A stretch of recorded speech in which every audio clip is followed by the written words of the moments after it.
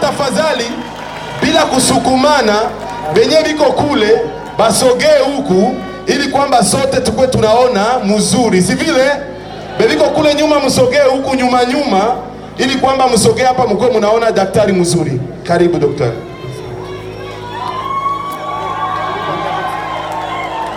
Hamjambo wote. Hamjambo tena.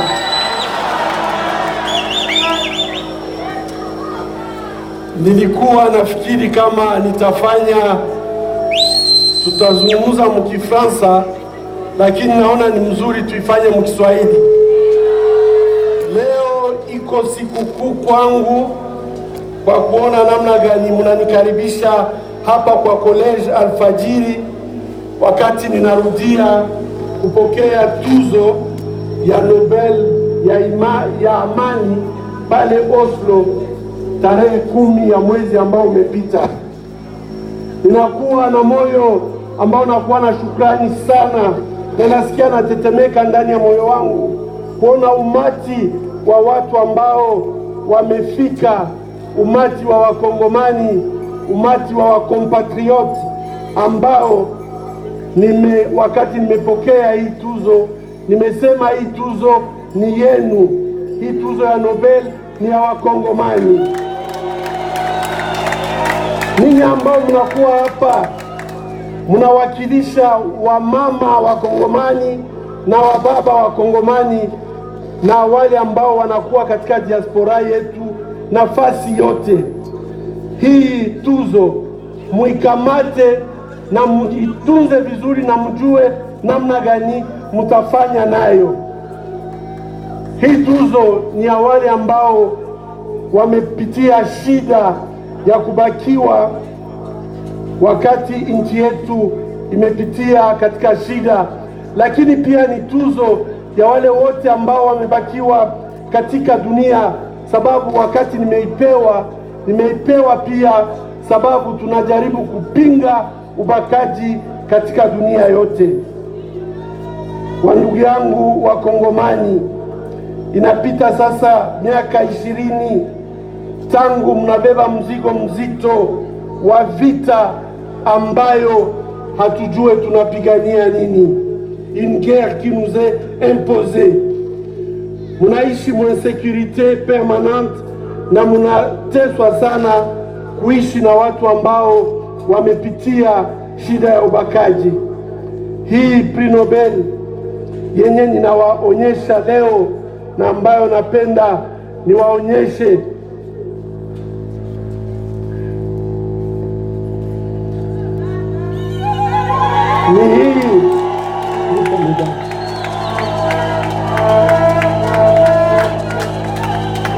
ni hii ndio Prix Nobel ambayo tumepewa, na inasindikizwa pia na hii medali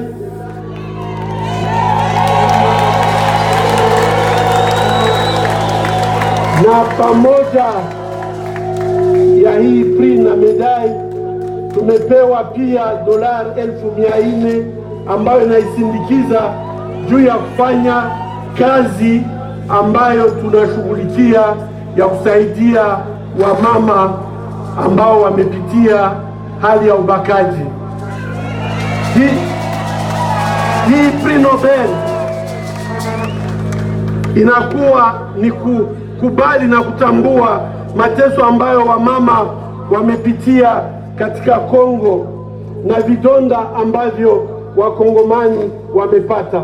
Furaha yangu ni kubwa sana kuona mko wengi, wamama, wababa, watoto ambao mnakuwa hapa, kuona mmekuja wengi tangu Kavumu mpaka hapa juu ya kuona na kusikiliza juu ya Prix Nobel.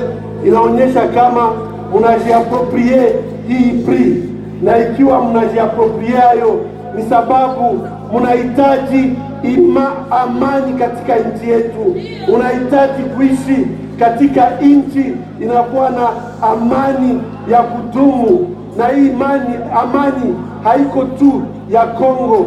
Tunahitaji tuone amani katika nchi za maziwa makubwa ambao kumepita vitu vibaya vile ambavyo unajua. uniamini kama amani inawezekana.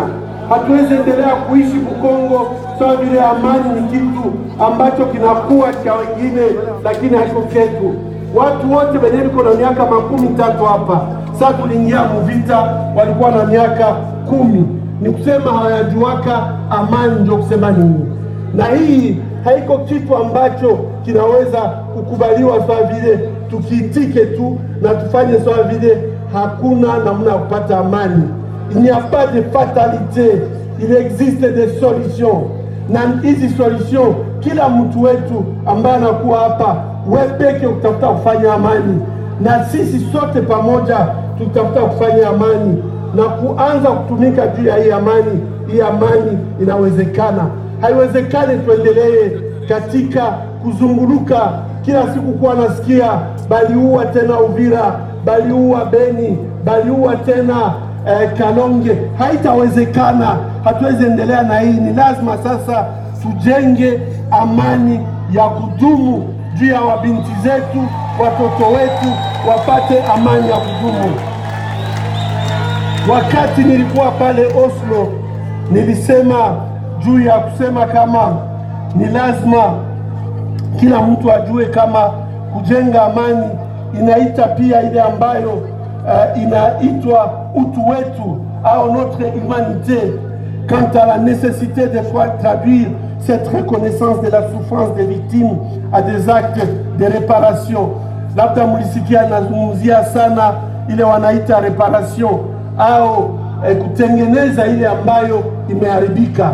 Hapa kwetu maafa inapita, vile ambavyo vimeharibishiwa kimwili na kiakili vinapita, na ni lazima sasa vitengenezewe, vikarabatiwe. Ndio ile wanasemaka mkiswahili au mkifransa, tunahitaji reparation.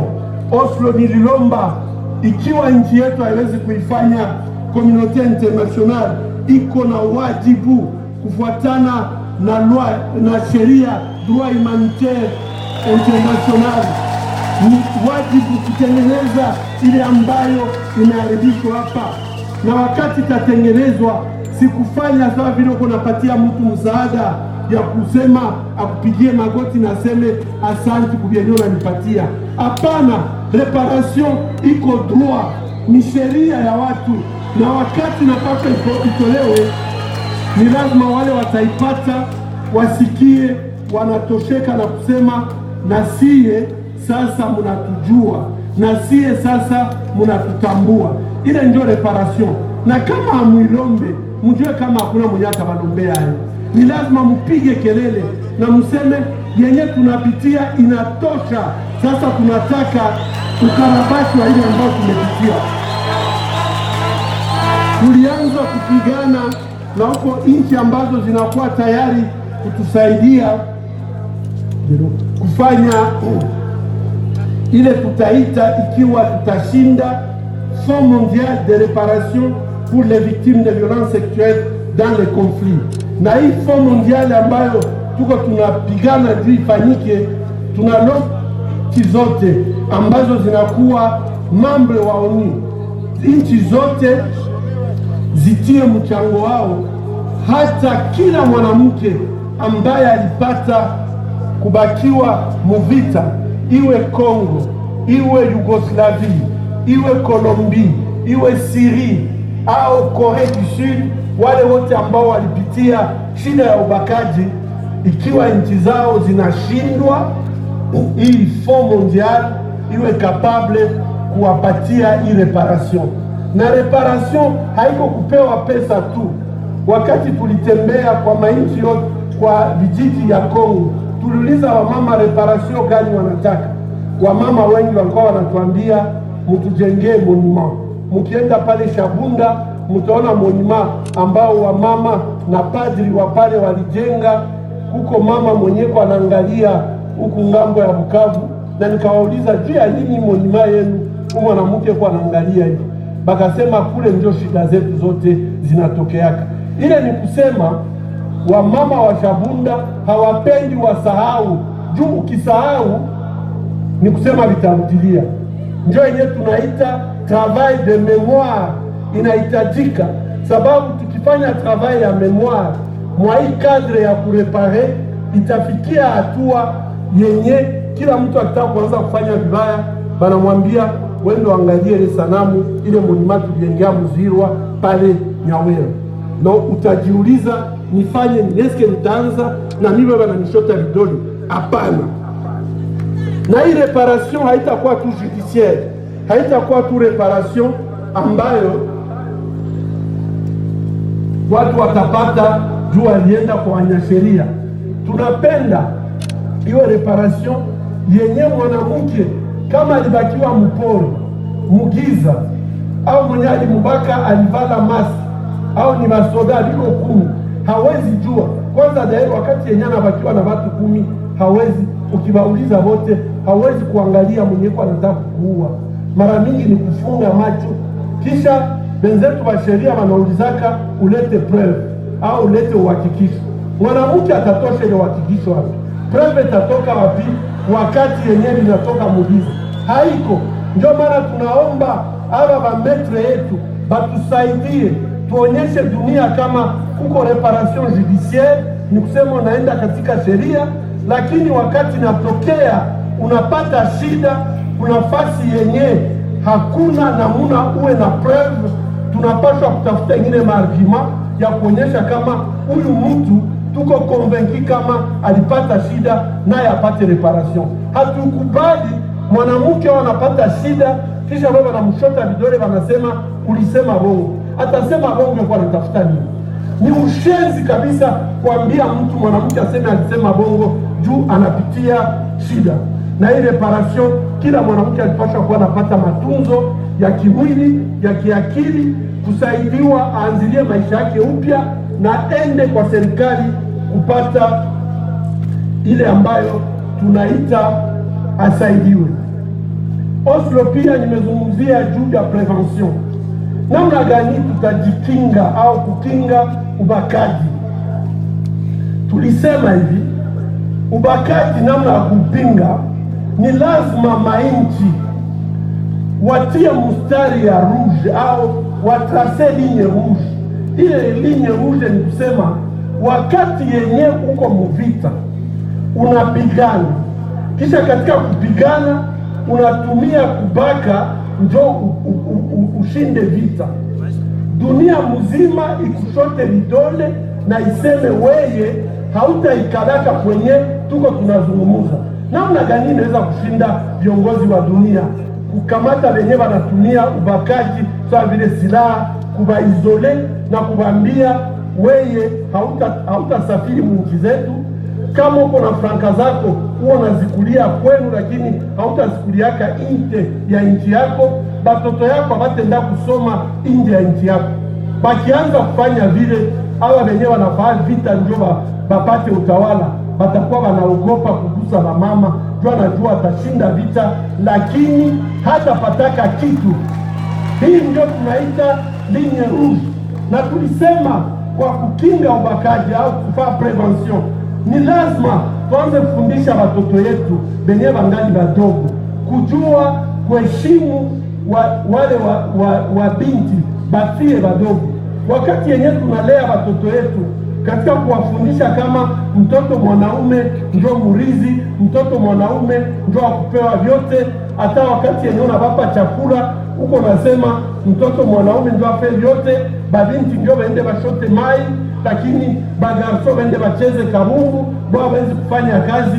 Tuko tunafanya vibaya, sababu mtoto mwanaume anatoka mwao, anajua kama yeye iko yule ya mwanamke. Vita kitokea ni ule mwenyewe alilea vile, ndio haone mwanamke sawa vile mtu. Ni lazima kumasomo, mumakanisa, mumarenyo tuanze kufundisha bagarso wetu wanaume kujua kama si wote tulizaliwa na mama, si wote tulilelewa na mwanamke, si wote tulikomala ni juu ya mwanamke, na kupatia mwanamke fasi yake. Wandugu, mimi najua kama Wakongomani mmeteswa miaka mingi na watu wengi ambao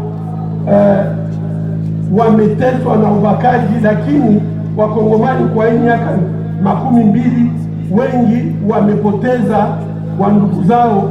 Hivi mnasimama hapa tukiuliza nani hayapotezaka ndugu au jirani au mtu wa karibu yake? Hakuna mwenye atanyosha mkono. Tulishapoteza karibu watu 6,000,000 na dunia na nyamaza. Sasa na wote wanawawa katika hali mbaya. Hapa kwenye tuko leo, hapa kwenye tunasimama saa hii ni sembole kubwa sana ya kupigania amani.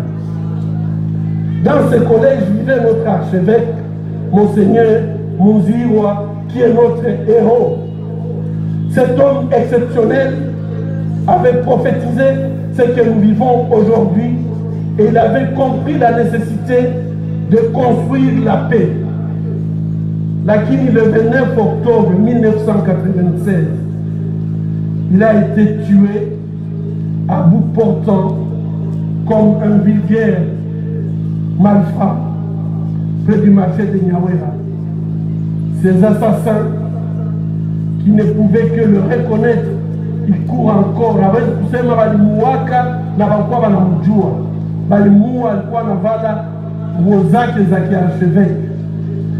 Walikuwa wanamjua na waresponsable mpaka saa hii bangali wanakimbia. Ningilibalomba si wote tusimame kwa kukumbuka huyu ambaye juu ya kututetea alikubali kutoa maisha yake. Tufanye dakika moja ya kimya.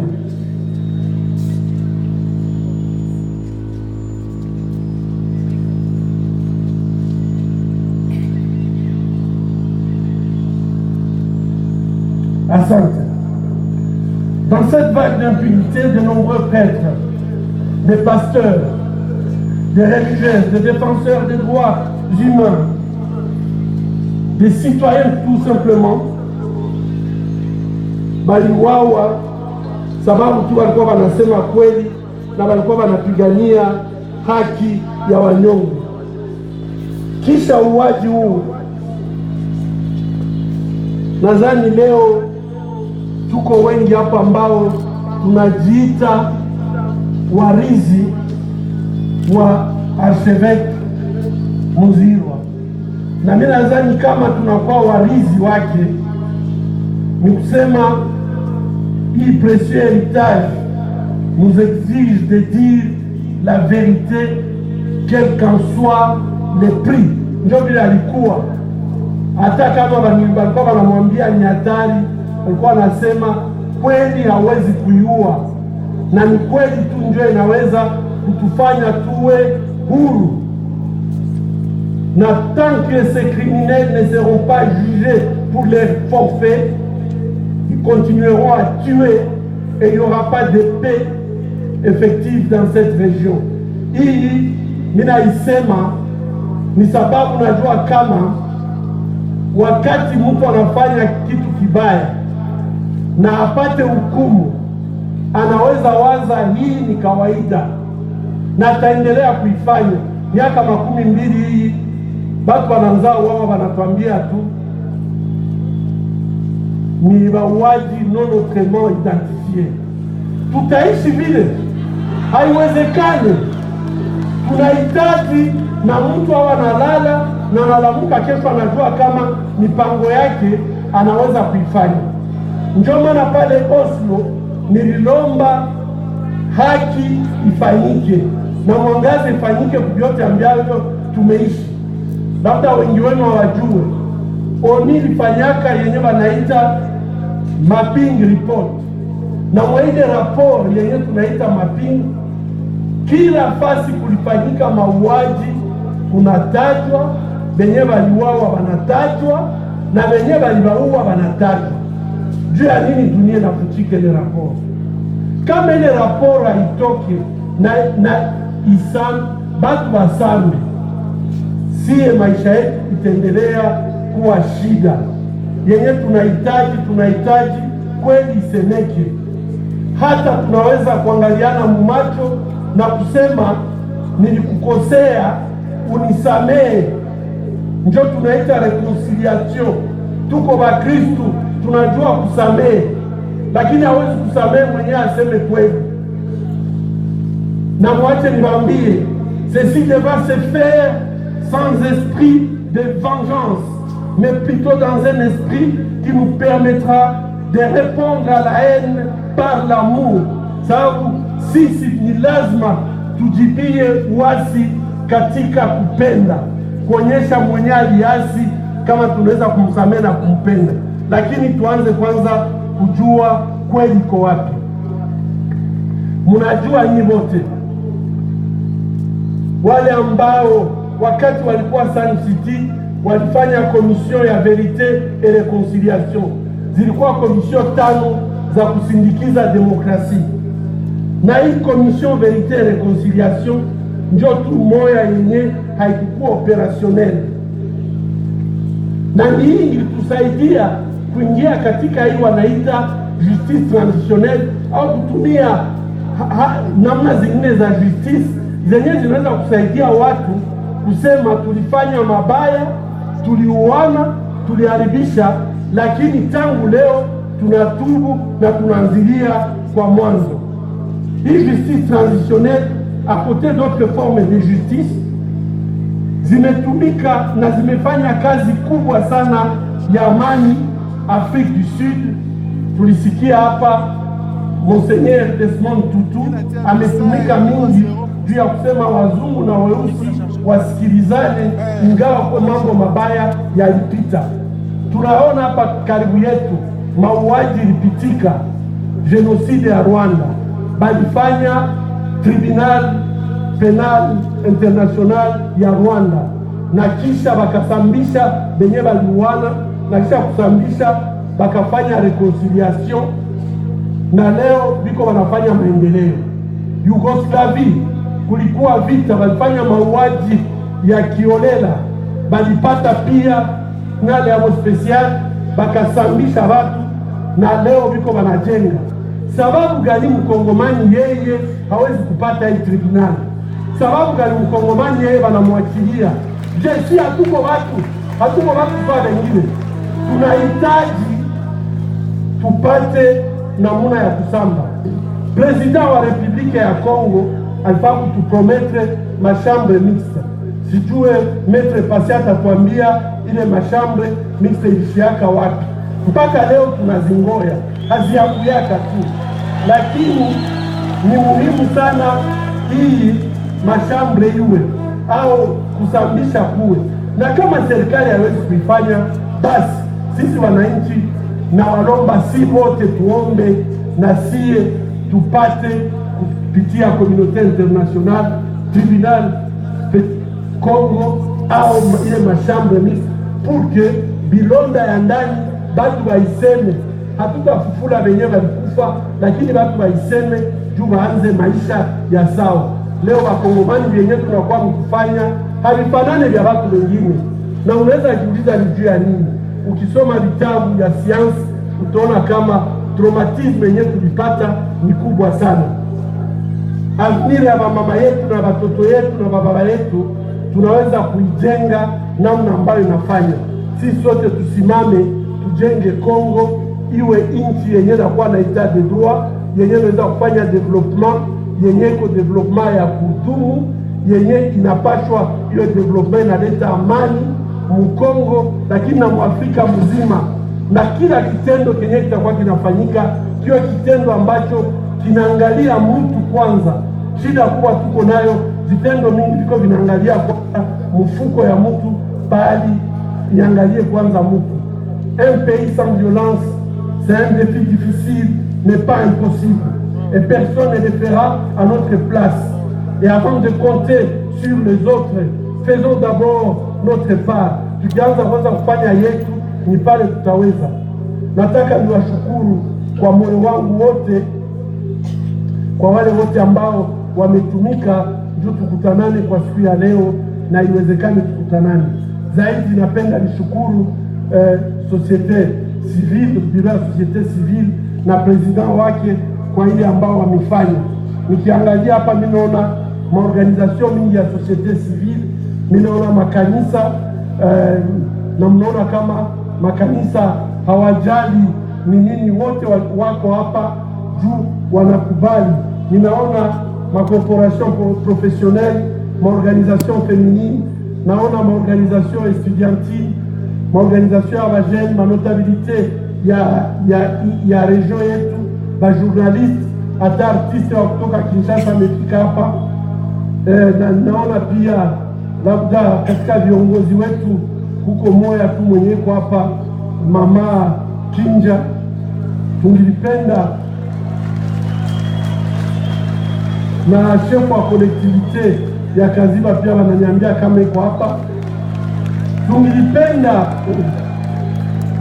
Tungilipenda tupate viongozi wetu hapa. J'aurais fort apprécié l'autorisation officielle na ifatane na kuwa na viongozi wetu hapa. Ikiwa wametukubalia kuwa na mkutano hapa, tunapenda tushukuru meya wa vile yetu ya Bukavu, sababu hii iko acte positif. Kuona wakongomani wanaweza kutanana na hakuna mwenye anabaderange, c'est un acte positif na inamerite kwa souligner. Nina apprécier pia element yetu ya force de l'ordre kukazi yenye polisi yetu inafanya, bali tusindikiza tangu kule. Vraiment mjue kama tungilipenda sana tuone zaidi ba responsable politique na administratif benye bangilikuwa hapa bajijoindre kwetu. Nina baelewa kama haliko, nina baelewa.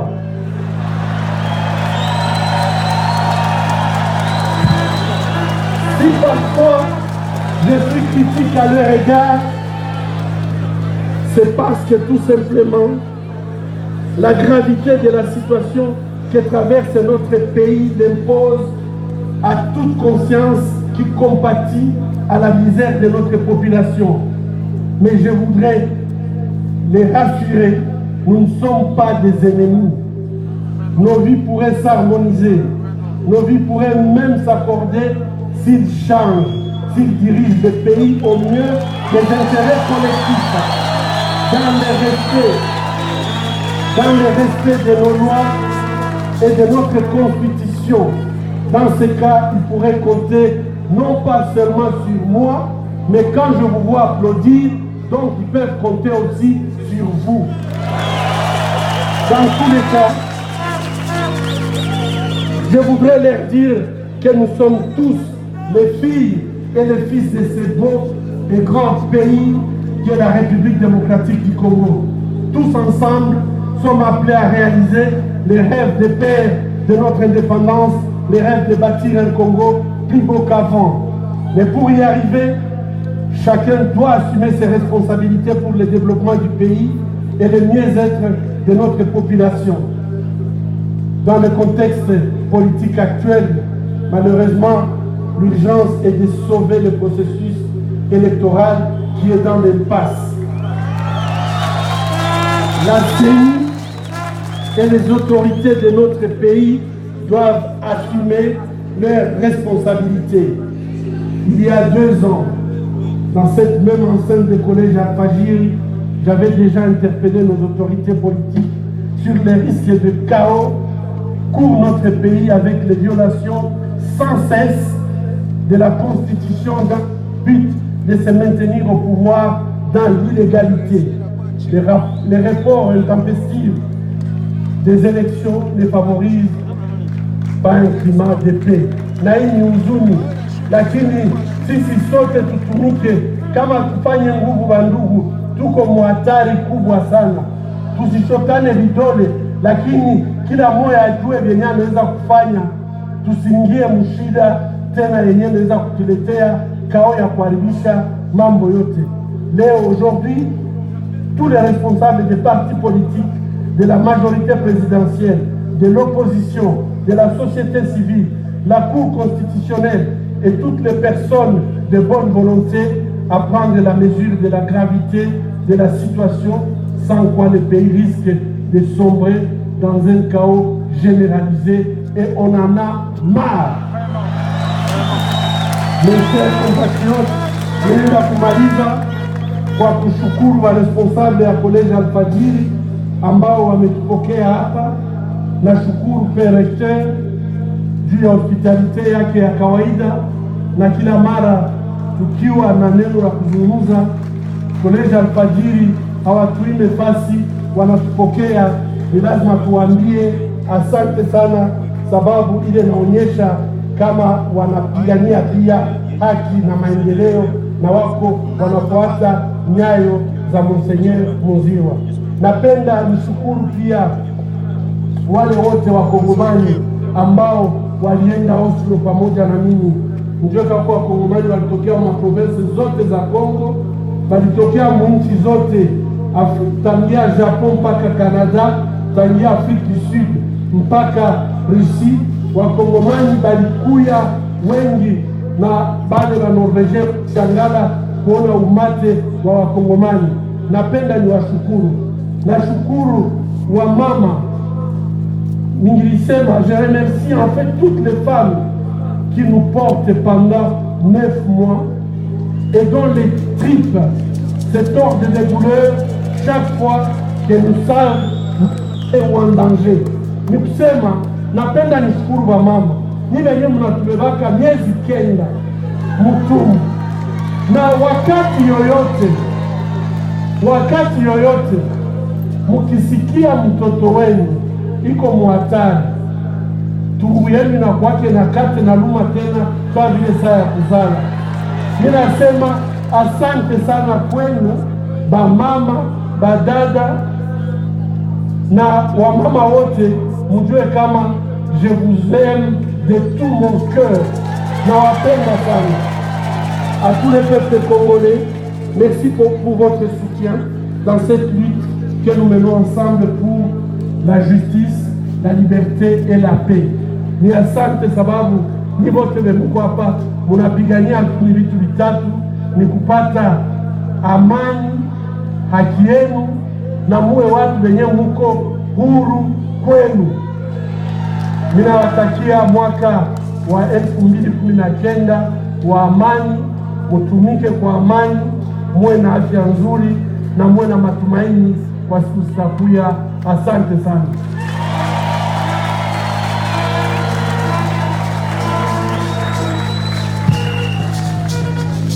Tunashukuru sana Baba Dr. Denis Mukwege. Aksanti sana kwa hii determination yako, na unatuonesha mfano ya Monseigneur Muzirwa, na unasema kwamba watu wasiwe tu washabiki, lakini wawe wakiangalia ile model na kuifata. Na wengine walisema hapa kama watafata mfano yako, si vile hatutakawia tena sana, lakini nasikia pia kunakuwa presence ya chef de division wa genre et enfants et famille ambaye anakuwa hapa pia. Tunamshukuru ku presence